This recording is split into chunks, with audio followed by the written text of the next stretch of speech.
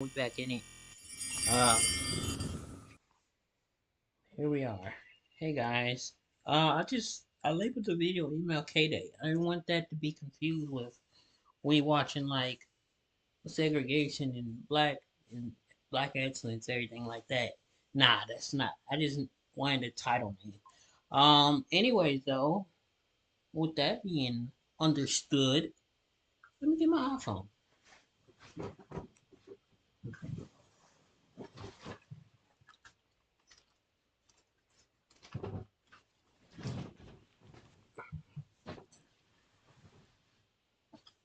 Okay. We're here. Let's go to the home screen, see what we reacting to today. Okay, we at the home screen. No, we're not. We're going to it though. Okay, and on the home screen now. Um, let's let's go down, see what we got.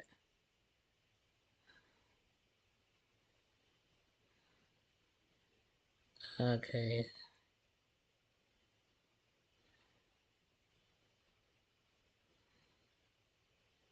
So I'm just looking through stuff, seeing, what interests me right now.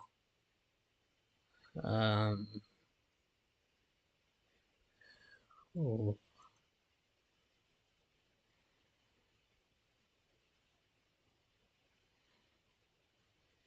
I saw this video earlier. It kind of has me a little intrigued. See what they talk about. Sell to your customers Yeah, anywhere with Shopify, the commerce platform designed for entrepreneurs. Online, on social, in person, and on the go. Get the tools you need to sell the way you want. What is going on, guys? It is WrestleMania here, back with some more news. Join us now as we look at the wildest news stories and rumors you need to know, including Roman Reigns missing 2 big shows. Is Damian Priest cashing in tonight? Is MJF entering the Royal Rumble? Good news for a WWE legend following hospitalization. A fake report going around regarding AEW, and much more. Be sure to subscribe and hit that notification bell for daily wrestling videos, and follow us on Facebook for exclusive lists. Also check out our new website, WrestleMania.com. Now let's hit the intro and get straight into our first story.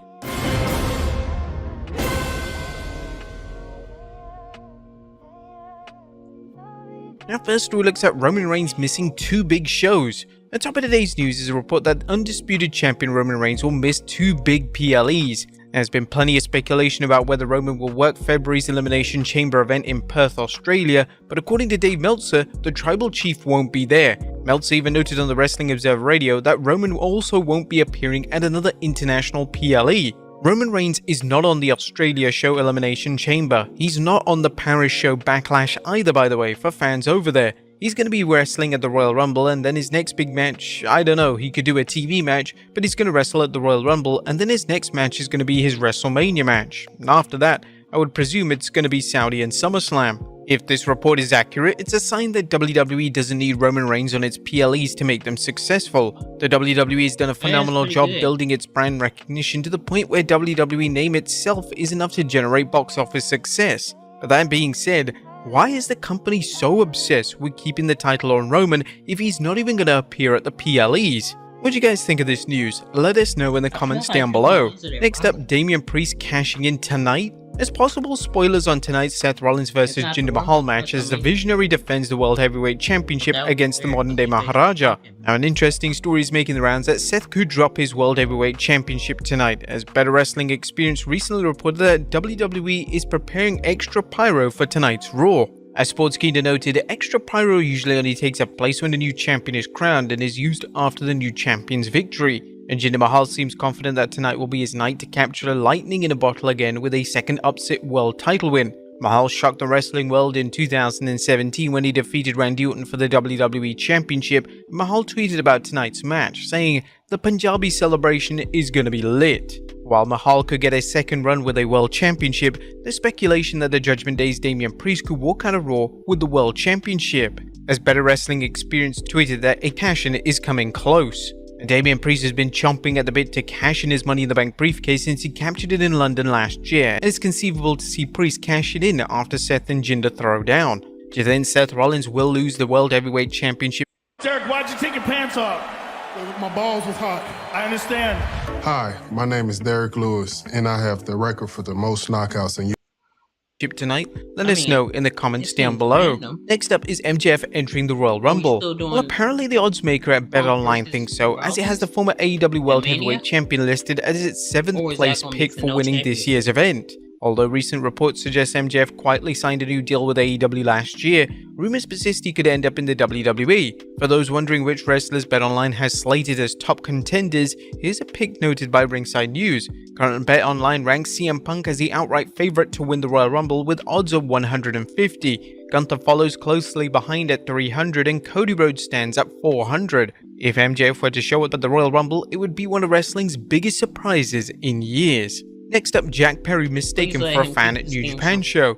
Is Jack Perry working for New Japan Pro Wrestling? If so, it appears security didn't get the memo for an angle at New Japan's Battle in the Valley show. There, a masked man attacked wrestler Umino as Umino celebrated with fans following a win in a 6-man match. The video shows the security trying to restrain the masked wrestler who slugged him and then jumped the security guardrail to continue beating him down. A video of the attack can be found on X, and it's already created a buzz as Perry stepped into the ring and tore up what appeared to be an AEW contract before putting on an armband marked Scapegoat. Perry, who was suspended after an alleged altercation with CM Punk at All In, hasn't been on AEW television since the Wembley show. So when Jack Perry was unmasked, the security didn't know about this angle, so that was kind of interesting. They thought it was a fan hitting the ring after shooting Shudder, but they were quickly told it wasn't. Then he unmasked and it was Jack Perry, and at first people didn't really. I think it took like a few seconds because he looked a little different. Not that much, but people kind of didn't know who he was. And then all of a sudden it's like, oh my god, it's Jungle Boy, you know? It's possible security was merely selling the angle too, but if not, it could have led to trouble if no one knew the situation was a work. Next up, TNA scores the biggest box office in a decade. It's fantastic news for TNA Wrestling as its recent Hard to Kill Premium Live event was a box office success for the company.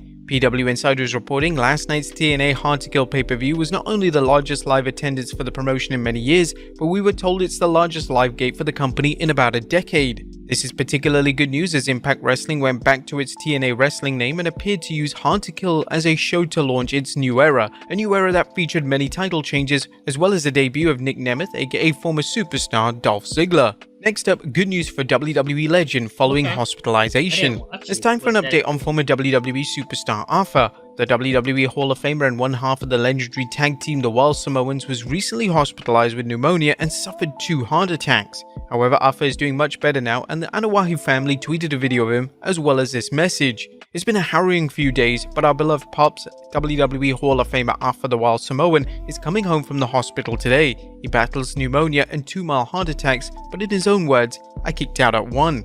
This is great news and we send our best to the 81-year-old legend for a fast and full recovery. Next up, major news on Vince McMahon documentary. It looks like Netflix's documentary on Vince McMahon could be out soon. Dave Meltzer recently discussed participating in the documentary about Vince McMahon's life, adding, the Netflix series is going to be out sooner than you think. I guess that's the best way to put it. I'll know the date, I'll be able to release the date pretty soon. It's soon, it's a big freaking deal. They've interviewed all kinds of people. I was told the most interesting person they've interviewed is Vince McMahon. According to Meltzer, the documentary will cover the whole life of Vince McMahon. I've been asked about every single subject that you can think of regarding Vince McMahon, from childhood to last week, practically covered everything. I've done multiple tapings for this. This one was more to catch up on everything that's happened since the last taping.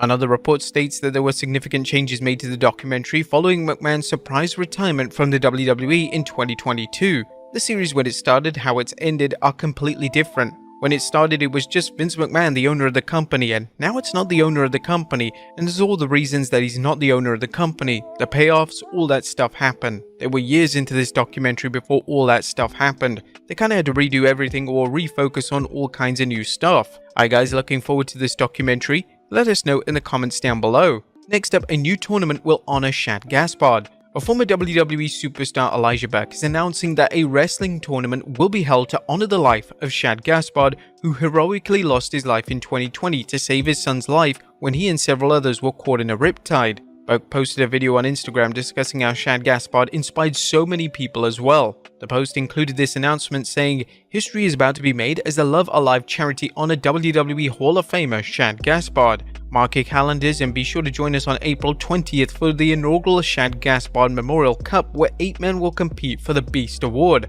And finally, Chris Jericho's woes continue.